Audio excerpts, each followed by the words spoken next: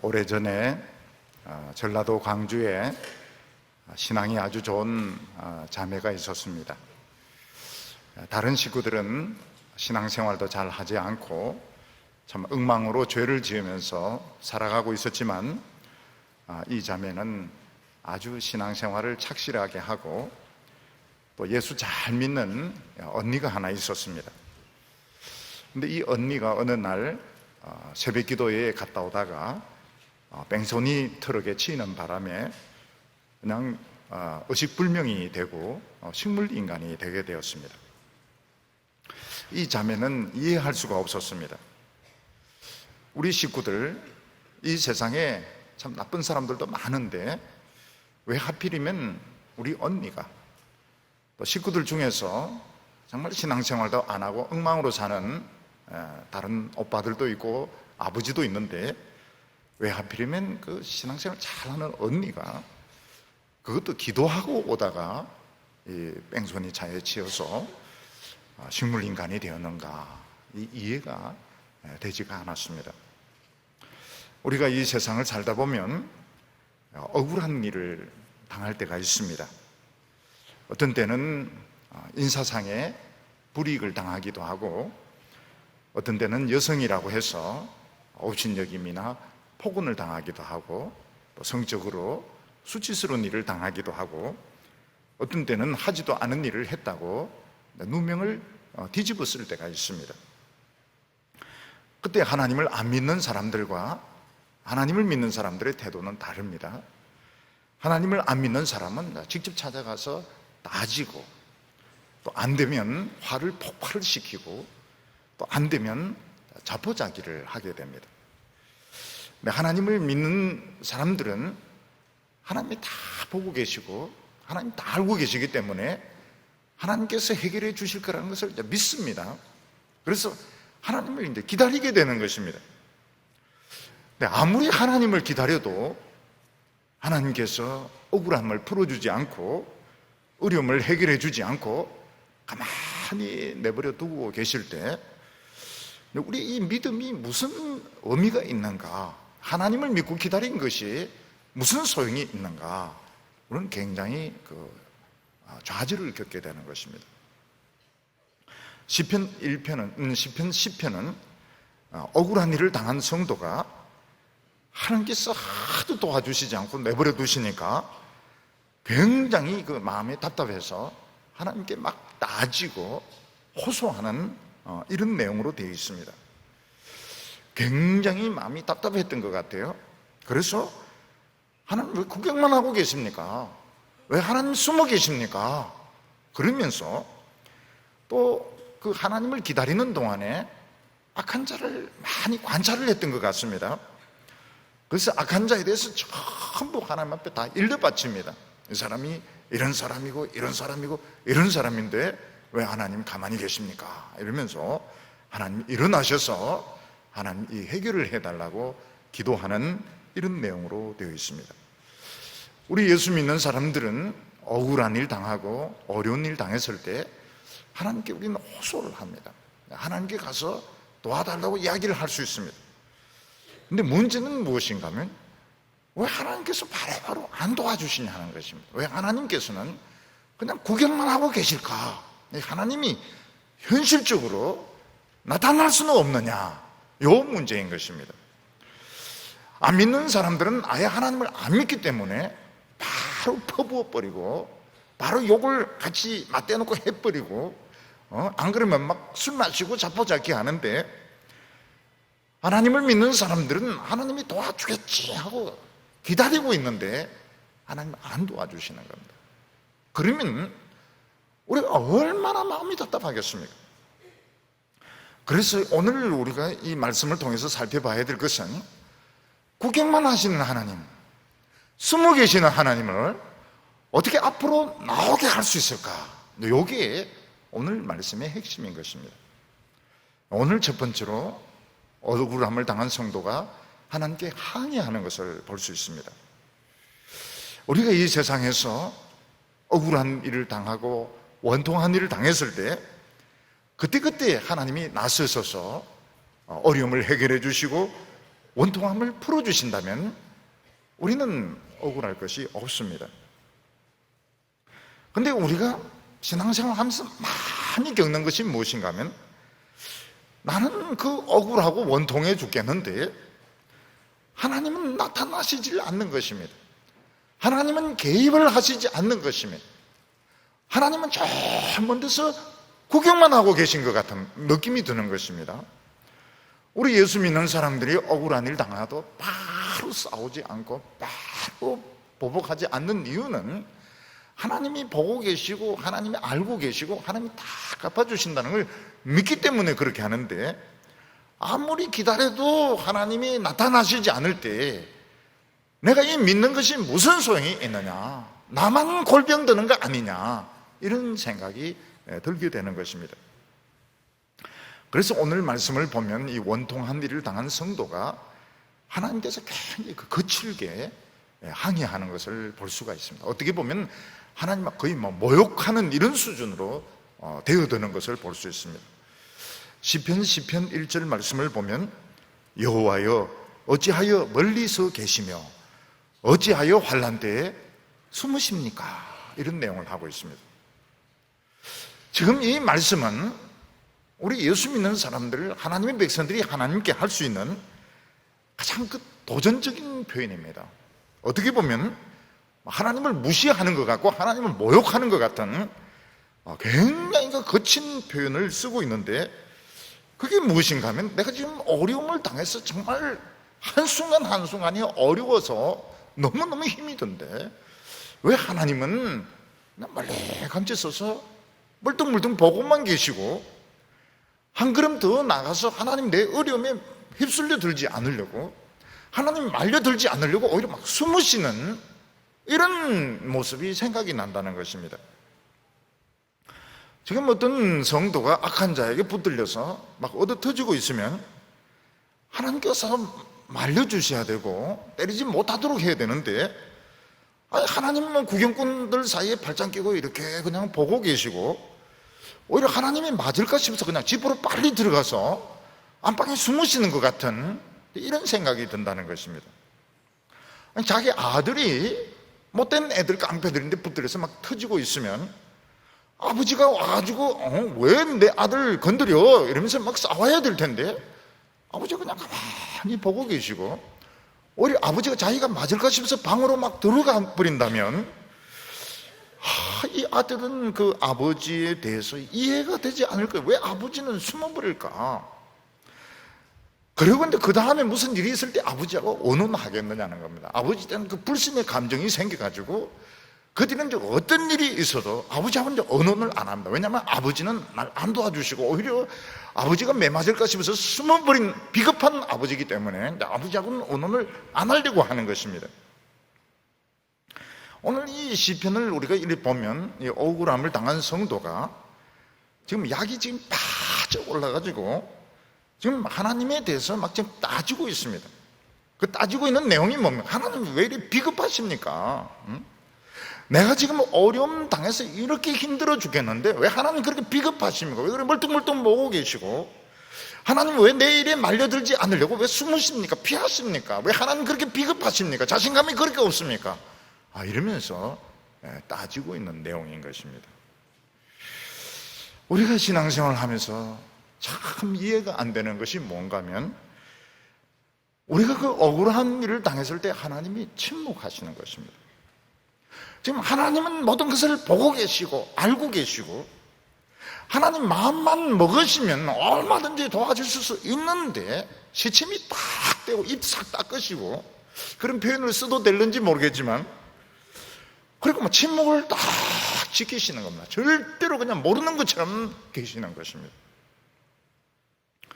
요셉이 집안에 있는 물건을 가지러 들어갔는데, 여자 주인이 아주 집요하게 유혹을 했습니다.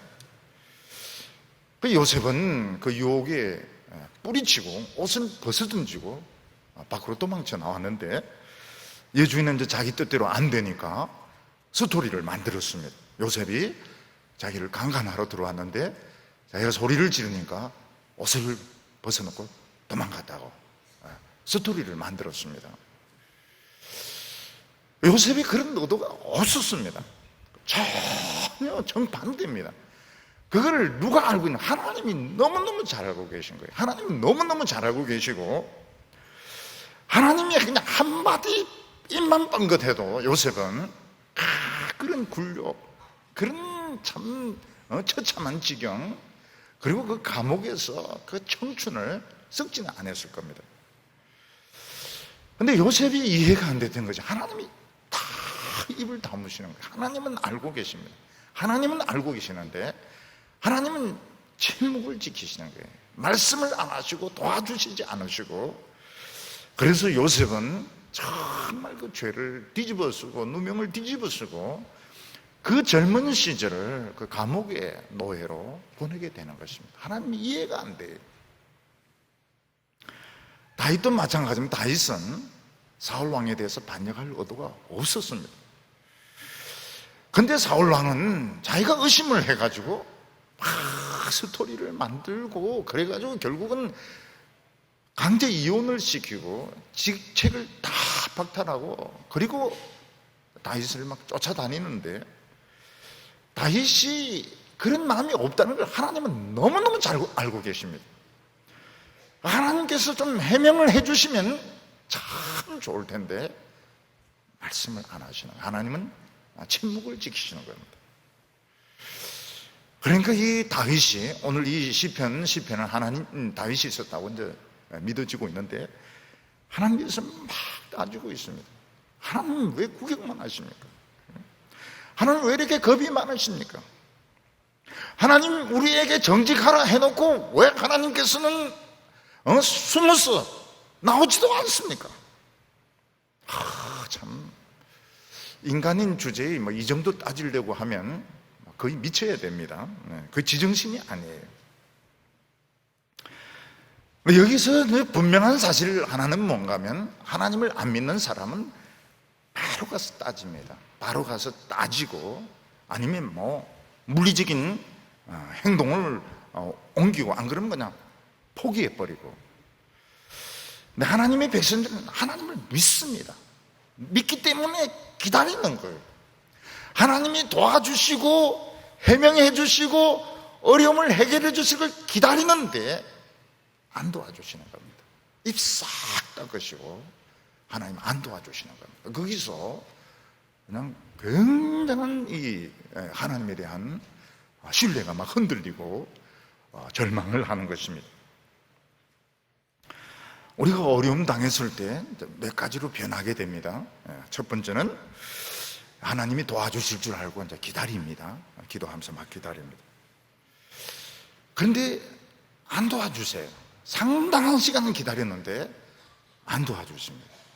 악한 자는 잘 되고 자기는 계속 그 궁지에 빠지고 쫓겨다니고 욕을 얻어먹고 이럴 때 마음속에 이제 갈등이 생기게 됩니다. 그때 마귀가 귀에 대놓고 뭐라고 속삭입니까? 이 바보야, 하나님을 기다리는 것은 시간 낭비란 말이야. 더 늦기 전에, 지금이라도 늦기 전에 인간적인 방법을 쓰라. 이 바보야, 왜 하나님을 기다리면서 가만히 있느냐는 것입니다. 이건 이제 억울한 일을 당했을 뿐만 아니라 모든 일에 다 적용이 됩니다. 결혼이 늦어질 때 이 바보야, 가만히 있는다 해서 결혼이 되느냐. 취직이 늦어질 때, 기도가 응답이 늦을 때, 병이 빨리 안 나을 때 마귀는 귀에 대놓고 막 속삭입니다. 너 언제까지 하나님을 기다리려고 하느냐. 하나님을 기다리는 것은 시간 낭비고 바로 액션을 취해야 된다. 바로 사람을 찾아가야 된다. 인간적인 방법을 써야 된다. 이렇게 속삭이는 것입니다.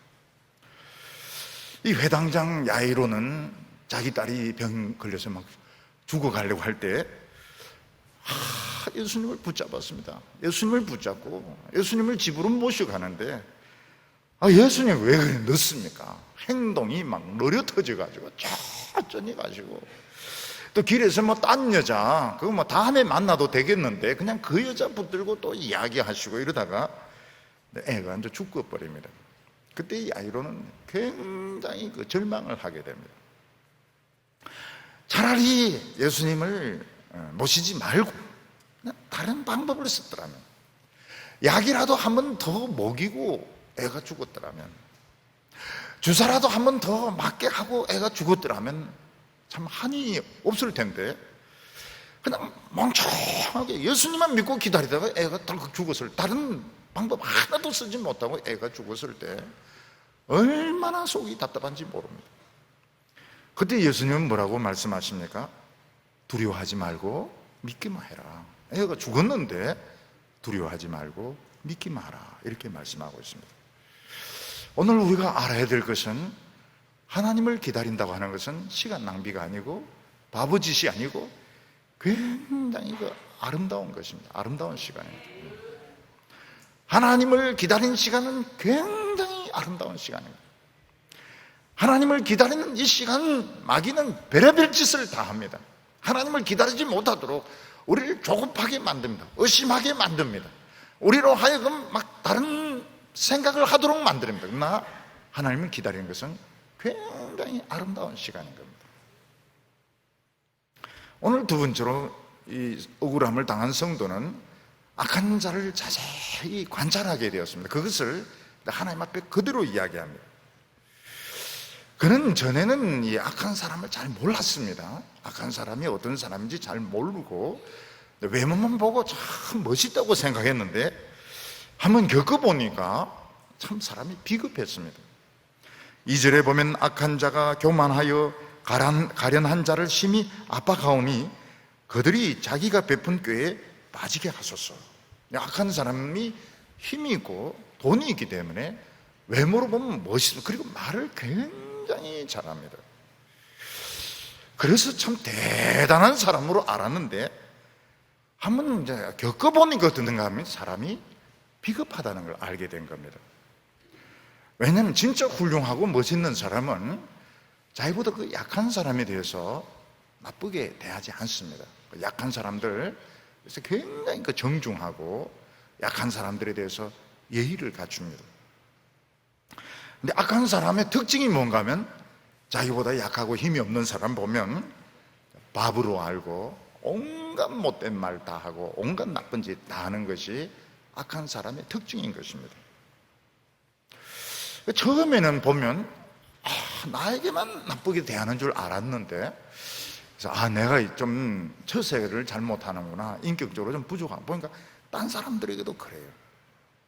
약한 사람, 부족한 사람들 보면 다 그런 식으로 대하는 겁니다. 저 사람 문제가 있구나, 저 사람 분명히 안에 문제가 있구나 하는 것을 알게 된 것입니다. 근데 이 악한 사람은 자기보다 약하고 힘이 없는 사람에게 못되게 굴고, 누구에게나 그렇게 대합니다. 누구에게나 그렇게 대할 뿐만 아니라 자기가 그 가진 것에 대해서 굉장한 자랑을 합니다. 3절에 악한 악인은 그 마음의 욕심을 자랑하며 탐욕하는 자는 여호와를 배반하여 멸시하나이다. 사실 우리 눈에 지금 안 보이지만 하나님 앞에 엄청난 부귀와 영화와 지혜와 능력이 있습니다. 이 세상에 있는 권력과 학식과 돈은 아무것도 아닙니다. 하나님 앞에 있는 것에 비하면 아무것도 아닙니다. 성경은 뭐라고 말하고 있습니까? 이 세상 아무리 권력이 많아도 하나님 앞에서는 물 한 방, 큰 통에 있는 물 한 방울에 불과하다고 말하고 있습니다. 아무리 이 세상에 돈이 많아도 하나님 앞에서는 그 종이 조각, 휴지 조각에 불과한 것입니다. 근데 악한 자의 문제가 뭔가 하면 그 하나님 앞에 있는 그 권력, 하나님 앞에 있는 그 돈, 하나님 앞에 있는 그 지혜, 이걸 모릅니다. 그러니까 내가 가진 것을 엄청나게 자랑하는 겁니다. 내가 이 돈 번 것이 너무너무 신기하고, 내가 가지고 있는 이 직책이 너무너무 대단하고, 내가 지금 이루는 성공이 너무너무 엄청나다고 생각하기 때문에 사람들 앞에서 엄청나게 자랑하고 또 인정받기를 원하고, 그거 가지고 모든 것을 다 하려고 하는 것입니다. 오늘 이 핵심이 거기에 있습니다. 핵심이 뭔가 하면 우리의 축복은 눈에 안 보이는데 다 있는 겁니다. 눈에 안 보이는데, 지금 우리 눈에 안 보이는데 그 능력과 생명과 권세와 뭐 어마어마한 것이 다 있는데 우리도 못 보는 겁니다.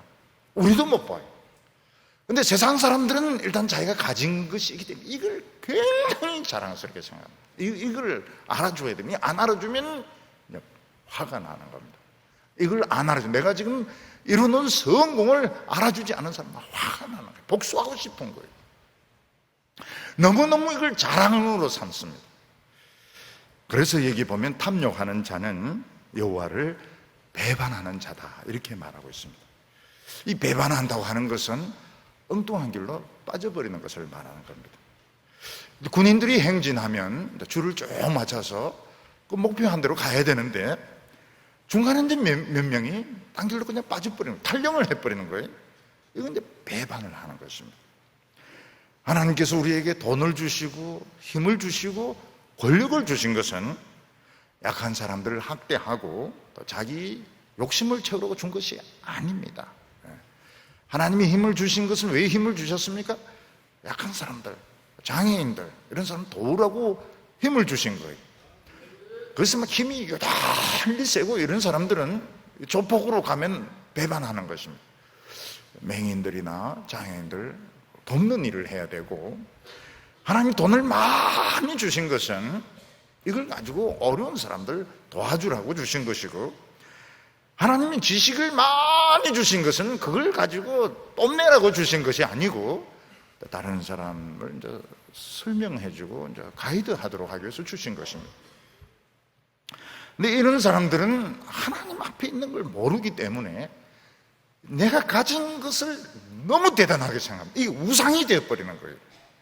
이걸 가지고 자랑을 하고 이걸 가지고 모든 일을 하려고 하고 이걸 가지고 없는 사람들을 무시하고 학대하고 이럴 때에 배반을 하는 거예요. 하나님의 그 뜻을 배반을 하는 거예요. 굳이 나쁜 짓을 하건 안 했건 간에 이게 배반이 되는 것입니다. 우리가 이 하나님 앞에 있는 그 축복들을 보면 가진 자나 안 가진 자나 차이가 없습니다. 우리가 어떤 행복의 조건, 어떤 어려운 조건에 있든 문제가 되지 않습니다. 하나님 앞에 있는 그 어마어마한 복들, 능력을 생각하면 우리가 여기 인간으로서 처해 있는 현실은 문제가 안 돼요. 뭐 사장이든지 청소부든지 뭐 결혼을 했든 안 했든 아무 문제가 되지 않습니다. 근데 그걸 못 보니까 여기 있는 것이 너무 크게 보이는 겁니다. 너무 대단하게 보이는 거예요. 이걸 힘으로 삼는데 이것은 하나님을 배반하는 것입니다. 결국은 악하면서 뭔가 가진 사람들, 하나님을 모르면서 돈과 권력을 가진 사람들은 결국 하나님을 인정하지 않게 됩니다. 4절에 악인은 그의 교만한 얼굴로 말하기를 여호와께서 이를 감찰치 아니하신다 하며 그 모든 사상에 하나님이 없다 하나이다. 악한 사람은 머리로는 하나님을 아는지 모르겠지만 실제로는 하나님을 모릅니다. 그래서 성공하기 전에는 막연하게 하나님을 두려워하고 조심하는 것이 있었습니다. 근데 오히려 이들이 이제 성공하고 난 뒤에는 완전히 겁이 없어지게 됩니다. 전혀 하나님에 대한 두려움이 없어지게 됩니다. 왜냐하면 내가 이제 성공했기 때문에 이 성공이 우상이 되어가지고 그 얼굴을 보면 하나님이, 입으로는 하나님을 이야기합니다. 입으로는 하나님의 사랑을 이야기하고 하나님의 뜻을 이야기하는데 얼굴을 보면 하나님이 없어요. 전혀 하나님, 그 사상 속에 들어가면 하나님이 없는 겁니다. 하나님은 어떤 분이십니까? 5절에 그 길은 언제든지 견고하고 주의 심판은 높아서 그에게 미치지 못하오니 그는 그의 모든 대적을 멸시한다고 말하고 있습니다. 이 5절이 하나의 분기점입니다. 하나님의 길은 견고합니다. 틀림없어 절대로 무너지거나 흔들림이 없습니다. 악한 자의 길은 모래밭으로 되어 있고 수렁으로 되어 있고 사망의 엄침한 골짜기가 널려 있지만 하나님의 길은 싫다고 경고하기 때문에 그 길을 걷는 사람은 절대로 실패하지 않습니다. 근데 문제는 왜 하나님이 안 도와주시냐 하는 겁니다. 왜 하나님이 빨리 안 나타나 주시느냐 하는 것입니다. 오늘 여기 세 번째로 보면 그 악한 자에 대해서 이제 연구한 것을 이야기를 하고 있습니다. 억울함을 당한 이 성도는 악한 자를 자세하게 관찰할 기회를 가지게 되었습니다. 보니까 이 사람들이 가진 그 습성이 보니까 맹수의 습성을 가졌다는 걸 알게 되었습니다. 6절에 보면 그의 마음에 이르기를 나는 흔들리지 아니하며 대대로 환난을 당하지 아니하리라 하였나이다. 악한 자는 자기는 절대로 흔들리지 않고 자기는 망하지 않는다, 그렇게 말하고 있습니다. 자기 자신에 대한 확신을 가지고 있는데 이건 자기의 그 머리를 믿는 것입니다. 자신의 잔재주를 믿는 것입니다. 자기가 가지고 있는 세상의 그 이룩한 것을, 성공을 믿고 있는 것입니다. 이것은 너무너무 어리석은 것입니다. 왜냐하면 정글에서 맹수들이 아무리 강해도 인간을 이길 수 없습니다. 여러분, 인간이 참 빠르지도 못하고 또 힘이 있는 것도 아니고 강하지도 못하지만 그 밀렵꾼들이 쳐놓은 그 올가미 거기에 걸리면 맹수들은 결국은 죽습니다. 결국은 이 악한 자는 이 자신감을 가지고 이 약한 자를 막 잡아먹으려고 이렇게 하는데 결국은 하나님을 대상으로 해서 싸우는 게 되는 겁니다. 이스라엘 백성들은 출애굽하기 전에 굉장히 그 약한 자들이었습니다. 이스라엘 백성들은 모세를 보내어서 우리 하나님께 제사드로 우리를 보내달라 이랬을 때 바로는 별로 이상한 요구를 다 하네. 간단하게 생각했습니다.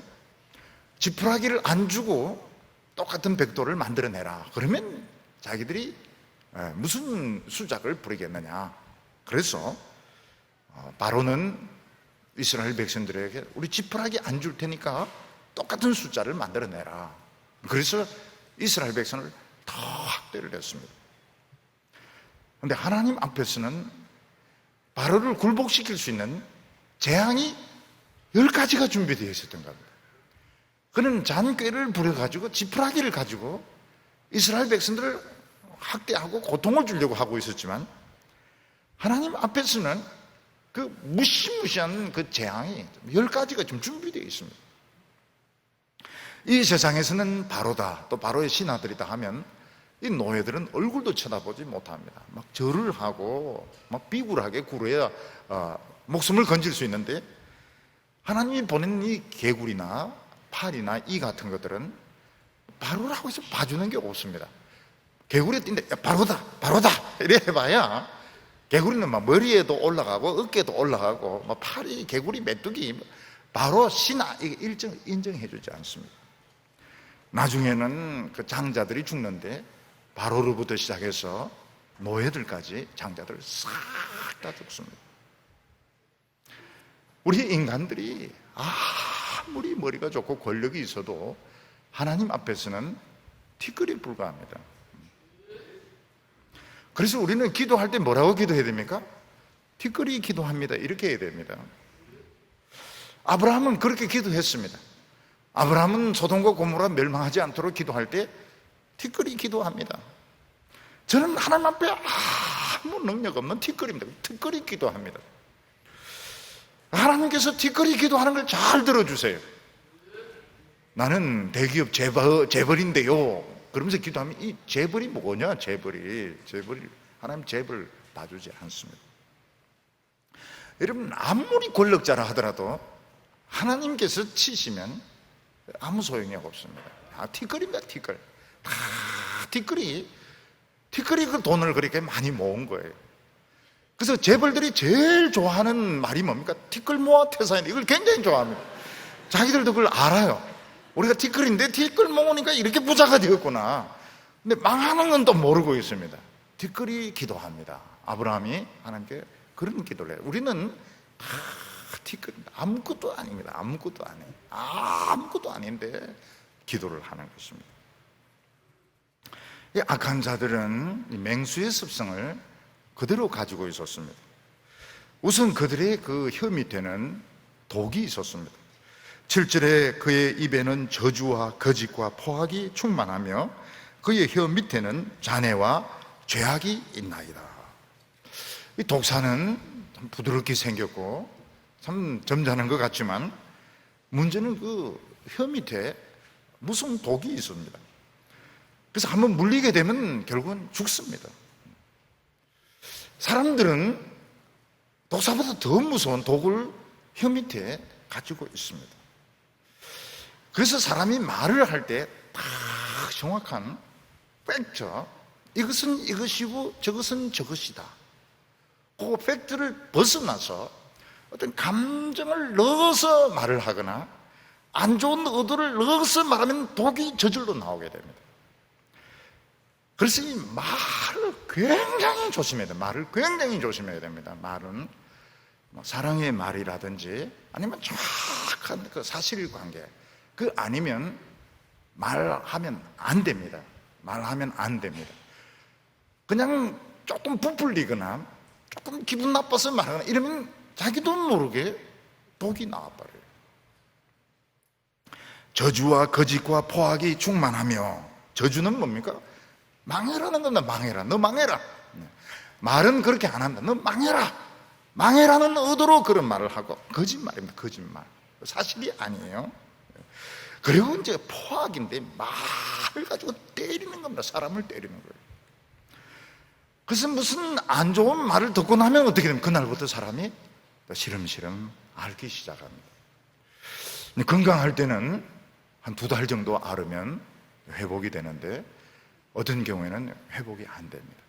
그래서 그런 사람들 많이 봅니다. 의학적으로는 별 문제가 없는 것 같은데 나중에 시름시름 앓다가 죽습니다. 특히 교회에서 잘 죽습니다. 교회에서 잘 죽. 저는 여러 사람을 봤습니다. 굉장히 말이 무서워요. 말이 좀 무시하고 화가 나고 업신여기는 그런 말을 하면 독이 나와버립니다. 그 말을 한 사람은 모릅니다. 뭐 전혀 모릅니다. 왜냐하면 자기가 그 혀 밑에 독이 있는지 몰라요. 근데 상대방은 어떻습니까? 그 독으로 아파. 그날 저녁에 아파요. 무슨 의도로 이런 말을 했을까? 나를 어떻게 보고 이런 소리를 했을까? 그걸 10만 명, 20만 번 생각하면서 나중에는 사람 병들어 죽게 되는 겁니다. 하나님 앞에 섰을 때 어떻게 되면 너 살인 미수다, 너 살인 미수다, 너 과실치사다. 전 사람 죽인 적이 없습니다. 예수님께서는 네 말 속에 그 독이 있어서 너 사람을 죽인 거라고. 굉장히 조심해야 됩니다. 굉장히 조심해야 됩니다. 교회 열심히 안 해도 됩니다. 사람 안 죽이는 게 나아요. 거짓과 저주와 포악이 들었다고 말하고 있습니다. 그래서 예수님께서 뭐라고 말씀하면 형제에 대해서 화를 내면서 말하거나 무시하는 이 멍청한 놈, 멍청한 놈, 이거 전부 지옥에 들어가게 된다고.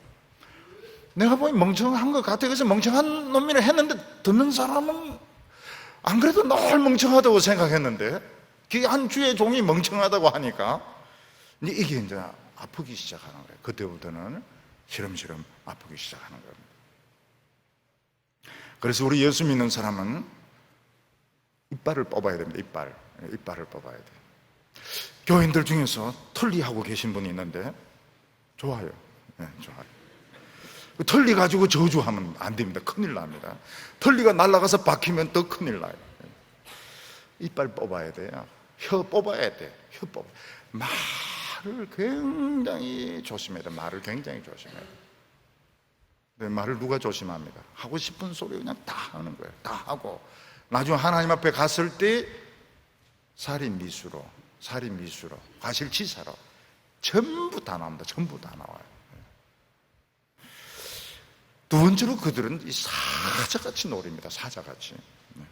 8절에 그가 마을 구석진 곳에 앉으며 그 은밀한 곳에서 무죄한 자를 죽이며 그의 눈은 가련한 자를 엿보나이다. 혼자 있으면서 이제 싹 살핍니다. 누굴 살핍니까? 여성들 살피고, 아이들, 예쁜 아이들 다 지켜보고 있습니다. 아무것도 모르는 그 순진한 사람들, 정말 아무것도 모르는 그런 사람들 다 노리고 있는 거예요. 노리고 있어요. 자기 먹잇감으로 삼으려고, 놀이감, 일시적인 놀이기감으로 삼으려고 아주 겉으로는 그리 안 생겼죠. 속으로는 노리고 있는 것입니다. 그래서 앞으로는 이 어린이들이 모든 어른을 조심해야 돼요. 모든 어른을 조심해야 돼요.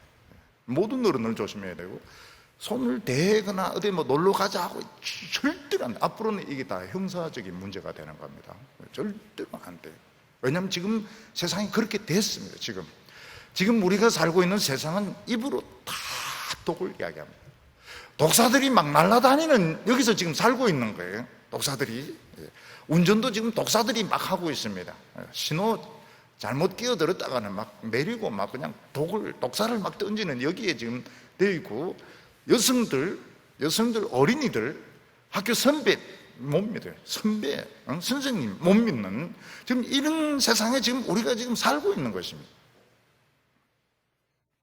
9절과 10절 보면 사자가 자기 굴에 엎드림 같이 그가 은밀한 곳에 엎드려 가련한 자를 잡으려고 기다리며 자기 거물을 걸어당겨 가련한 자를 잡나이다. 이들은 이제 굴에서 다 엎드려서 기다리고 있든지 아니면 거물을 쳐놓고 대기하고 있든지, 그래서 정말 아무것도 모르는 이런 사람들이 이제 오면 딱 낚아채는 것입니다. 그래서 이 교회에서 순진하면 어떻게 됩니까? 순진하면 걸려들기가 쉬운 겁니다. 옛날에는 참 순진하다, 순수하다, 참 좋은 뜻으로 받아들였지만 지금 좋은 뜻으로 받아들이지 않습니다. 멍청하다는 뜻으로 받아들입니다. 절대로 순진하면 안 돼요. 순진하면 이용을 당하는 겁니다. 그런 세상에서 지금 살고 있어요. 그런 세상에서 우리는 지금 교회를 다니고 있는 겁니다. 교회 안에도 그게 들어와 있는 것입니다. 예수님께서 제자들에게 뭐라고 내가 너희를 세상에 보내는 것은 양을 이리 가운데 보내는 것 같다고 말했습니다. 예수님께서 너희들은 뱀같이 지혜롭고 비둘기같이 순결하라고 말했습니다. 어리숙하면 어떻게 됩니까? 어리숙하면 당하는 거예요. 어리숙하면 상처를 입게 되고, 어리숙하면 잡아먹히는, 지금 이제 이런 세상에서 살고 있는 것입니다. 그러면 우리가 지금 거의 도사가 되어야 된다는 것인데, 어떻게 도사가 되겠습니까? 예수 믿는 사람이 어떻게 도사가 되겠습니까? 참 어려운 현실인 겁니다. 오늘 여기 보면 네 번째로 하나님의 그 심판을 요청을 하게 됩니다. 처음에 하나님의 백성들은 내가 순수하기만 하면 다 모든 일이 잘 될 줄 알았습니다. 근데 알고 보니까 세상에 악한 사람들이 있는 겁니다. 하나님이 만드신 세상에 악한 사람들이 있는데 악한 사람들이 더 잘 돼요. 악한 사람들이 나를 공격하고 나에게 깊은 상처를 주고, 그리고도 아무 일이 안 일어나는 것을 보면서 하나님은 분명히 알고 계시고 하나님은 분명히 모든 것을 다 해결해 주신다고 했는데 하나님은 숨어 계시고 도와주시지 않는 것을 보면서 갈등이 일어나게 됩니다. 내가 하나님을 더 믿어야 되는가, 아니면 늦기 전에 세상으로 나가야 되는가. 안 그래도 서울에는 교회 안 다니는, 지방도 마찬가지지만 교회 안 다니는 기독교인들이 많습니다. 지금은 굉장히 많아졌습니다. 교회 안 나가면서 신앙생활 하기 굉장히 어려워요. 실제로 이제 신앙을 다 버리는 것입니다. 그런 사람들이 많아지게 되었습니다. 그런데 하나님께서 우리를 택하셨으면 세상으로 못 갑니다. 세상으로 가고 싶어도 하나님이 못 가도록 막아서 믿음으로 가도록 코너로 몰고 가시는 겁니다. 원통한 성도는 이제 하나님을 막 깨우는 기도를 합니다. 12절에 여호와여 일어나소서, 여호와여 손을 더옵소서, 가난한 자들을 잊지 마옵소서. 여호와여 일어나소서 하는 말은 지금 움직이시라는 것입니다.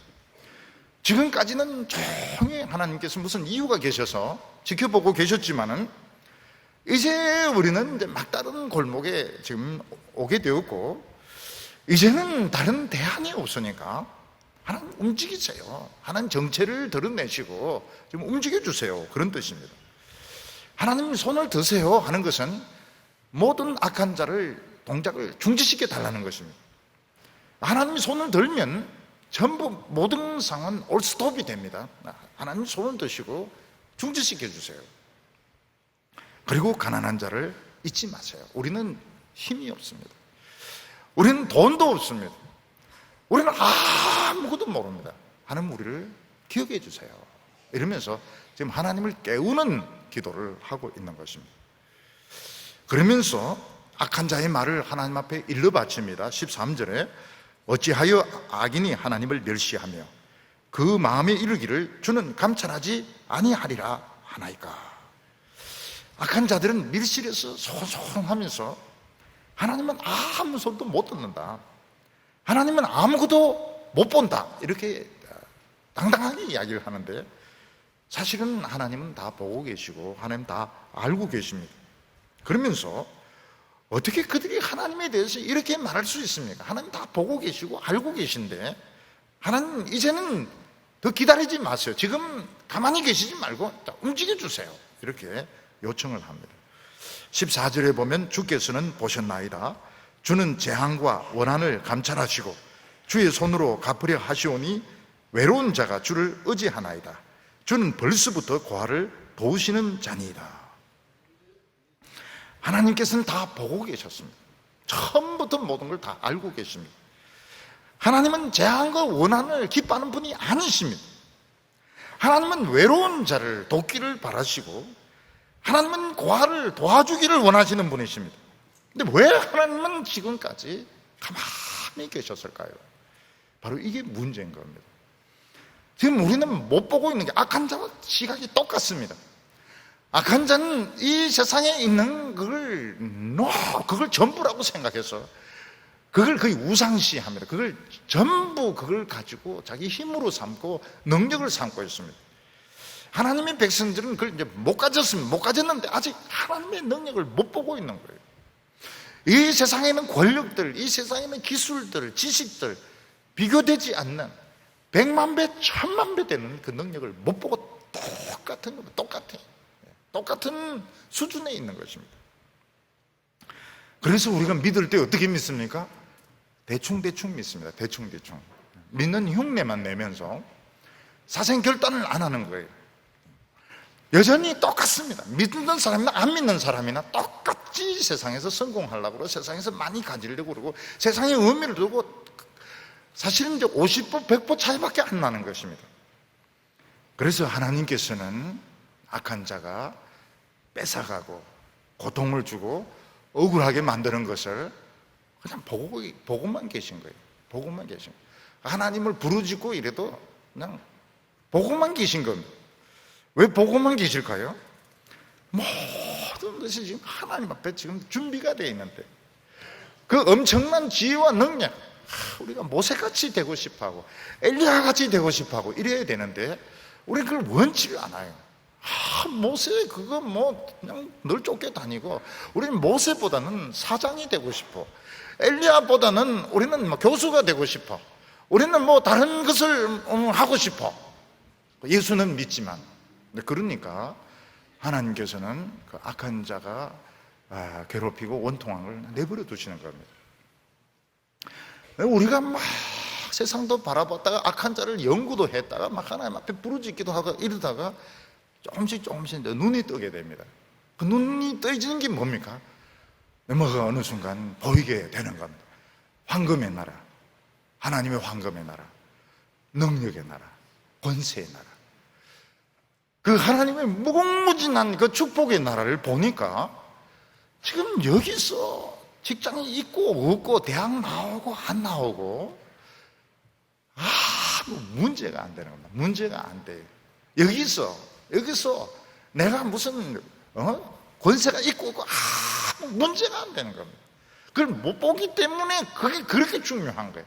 손해본 게 너무너무 빼골이 쑤시고 무슨 말이 한마디 들은 것에 대해서 막 화가 나서 죽을 것 같고 그런 이유가 뭔가 하면 못 본 거예요.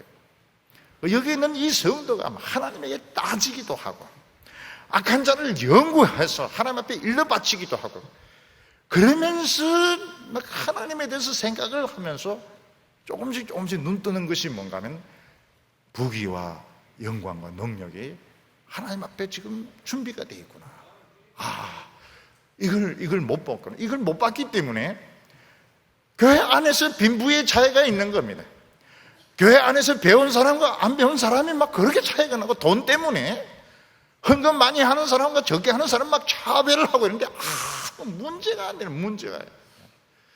그럼 진짜 사람이 뭐 대통령이 된다든지 높은 자리에 올라가면 대학 나은지 안 나은지 소용이 없고요, 박사학위 있는지 아무 소용이 없습니다. 높은 곳에 올라가면 아무 소용이 없어요. 처음에 저급한 단계에서 그게 그렇게 의미 있고 중요한 것이지, 높은 고수의 자리에 올라가면 실력인 겁니다. 실력. 아무도 안 알아줘요. 이제 이거를 알게 된 겁니다. 야, 진짜 하나님 앞에 엄청난 게 있는데 쏘갔다는 겁니다. 쏘갔다. 이 세상에 쏘갔어. 똑같이 세상 사람 수준에서 살아온 겁니다. 세상 사람들을 이기려고, 하나님을 이용하려고 했던 것입니다. 그래서 드디어 이제 결정적인 기도를 드립니다. 15절에 악한 자의 팔을 꺾으소서. 악한 자의 악을 더 이상 찾을 수 없을 때까지 찾으소서. 여호와께서는 영원 무궁토록 왕이시니 열방이 주의 땅에서 멸망하였나이다. 악인이 막 그렇게 대단하게 보였는데 하나님의 그 능력의 팔에는 이거 완전히 그냥 조그만 나뭇가지밖에 힘쓰면 그냥 부러지는 겁니다. 아무것도 아닌데, 아무것도 아닌데 그래 사람을 죽이기도 하고 사람을 감옥에 가두기도 하고 모욕을 주기도 하고 이랬는데, 하나님 앞에서는 그 팔은 나뭇가지에 불과한, 그냥 힘만 주면 부러지는 거예요. 그러면서 뭐라고 하면 다 찾아내세요. 하나님, 그놈이 저질러 놓은 모든 비리를 다 찾아내어 주세요. 그래서 영원히 저주받게 하시고 영원히 사람들에게 멸시를 당하도록 만들어 주세요. 그 기도를 하게 되는 것입니다. 우리는 이 억울한 일을 통해서 뭐를 보게 됩니까? 하나님 앞에 준비되어 있는 능력과 권세와 지혜를 보게 되는 것입니다. 요셉은 그 주인의 그 여주인을 좋아하지 않았습니다. 요셉 스타일도 아니에요. 그 여자 징그러워요. 그런데 그 딱 스토리를 만들어가지고 하니까 하나님은 다 알고 계시는데 왜 하나님은 말도 안 하시고 입도 뻥긋 안 하시고 왜 하나님은 해명도 안 해주시고 감옥에 가서 엄청 주어 터지고 채찍에 맞고 거기서 이제 감옥에서 완전히 노예 생활을 하면서 뭘 보게 됩니까? 하나님의 지혜, 7년 흉년을 보게 되는 겁니다. 7년 흉년. 하나님이 그 준비해 놓으신 그 풍년과 흉년의 비밀을 보게 되는 겁니다. 그 환란을 통해서. 처음에는 그 보디발하고 그 여자를 막 죽이고 싶었을 겁니다. 나중에는 문제가 안 돼요. 왜냐하면 엄청난 그 보물을 본 겁니다. 다윗은 사울 왕에게 쫓기면서 정말 사울을 죽이고 싶었어요. 그래서 옷자락을 자르면서 회개하는 게 진짜 심장을 찌르고 싶었는데 하나님의 말씀에 기름 부은 자를 죽이지 말라고 했기 때문에 심장을 못 찌르고 그 옷자락을 비는데 실제로는 심장을 찌르고 싶었어요. 그런데 다윗은 그렇게 쫓겨다니면서 그 율법의 비밀을 보게 됩니다. 나중에는 막 시편이 막 흘러나오는데 하나님의 그 비밀들이 다윗의 입을 통해서 막 흘러나오는데 정말 그 놀라운 이야기였습니다. 제가 대학교 1학년 때 그 설교 들어갔던 그 목사님이 거기에 연구를 많이 하셨어요. 다윗이 가지고 있었던 그 사상. 그래서 히브리스를 설교하고 또 시편을 설교하는데 아주 탁월했습니다. 아주 탁월했어요.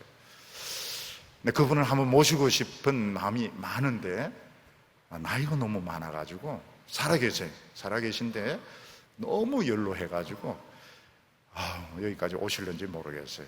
근데 그분이 굉장히 저를 좋아해가지고요. 참 전화 통화도 하고 이렇게 했는데, 그분이 이제 설교한 것 중에 뭐가 있었는가 하면 다윗의 사상을 주위는 신하들도 이해를 못했다는 겁니다. 내가 내 주께. 벌써 하나님인데 2명이 나오는데, 그 당시 율법의 분위기에서 다윗의 그 복음적인 시각을 아무도 이해를 못했고, 그러니까 이 멜기세덱 반차를 따른 또 다른 그 제사장을 이야기했을 때 거기 있는 제사장들 아무도 이해를 못했다. 그만큼 다윗은 탁월했습니다. 하나님의 비밀에 대해서 탁월했던 겁니다. 우리가 새로운 물건을 사면 비닐을 싸놓습니다. 새 거기 때문에. 물건을 쓰려고 하면 비닐을 벗겨야 되는데, 우리는 지금 하나님을 비닐로 싸놓은 거예요. 하나님을 영원히 새 하나님을 비닐로 싸가지고, 하나님이 우리에게 구체적이지가 않아요. 하나님은 우리에게 실제적이지 않아요. 하나님은 그냥 우리의 그 문제를 그냥 보고만 계시고, 그냥 숨어 계시도록 만든 사람들이 장본인이 우리들은 찢어버려야 되는데, 이 비닐을 찢어버리고 하나님 나오세요. 우리가 그런 말을 할 수 있는지는 모르겠지만, 시편은 굉장히 다이내믹합니다. 우리가 생각하는 것하고는 차원이 좀 달라. 하나님께 따지기도 하고, 하나님 이를 쓰세요, 이를 쓰죠. 손 좀 드세요, 손 좀 드시고 좀 나오세요. 비닐 안에 계시지 말고 좀 나오시라고요. 이러는데, 시편을 읽으면 간띵이가 붓게 되는 것이 특징인 것입니다. 그렇게 했으라도 하나님을 리얼한 분으로, 하나님을 실제적인 분으로. 여러분, 모세나 엘리야가 무슨 학위가 필요합니까? 그 사람들에게 무슨 돈이 필요합니까? 무슨 자가용이 필요합니까? 무슨 예배당이 필요합니까? 하나님의 능력이 다 자기 것인데, 이거를 하나님이 원하시는 겁니다. 우리에게 주시기를 원하시는 겁니다. 우리가 세상에 가지고 있는 것들을 그거 우상으로 만들 필요 없고, 너무 그게 매일 필요가 없습니다. 그러면 하나님 그거 안 주십니까? 주십니다. 여기 보면 그거 다 주신다고 약속을 했습니다. 하나님이 놀라운 세계를 본 사람의 특징이 뭔가 하면 겸손합니다. 마음에 여유가 있습니다. 죽든지 살든지 끝까지 하나님을 의지합니다. 오늘 우리가 하나님의 살아계심을 내 삶 가운데 초청하는 우리 성도들 다 되시기를 바랍니다. 기도드리겠습니다. 자비로우신 하나님 아버지, 우리는 인간이기 때문에 눈에 보이는 거, 우리가 손에 잡는 거 최고인 줄 알고 살아가고 있습니다. 하나님 아버지, 오늘 저희들의 눈을 열어주셔서 그 엄청난 황금의 나라, 엄청난 그 빛의 나라, 능력의 나라를 우리가 가지게 하여 주시옵소서. 천국은 침략하는 자가 차지한다고 말씀하셨습니다. 오늘 저희들이 하나님의 이 축복을 향하여 달려가게 하여 주시옵소서.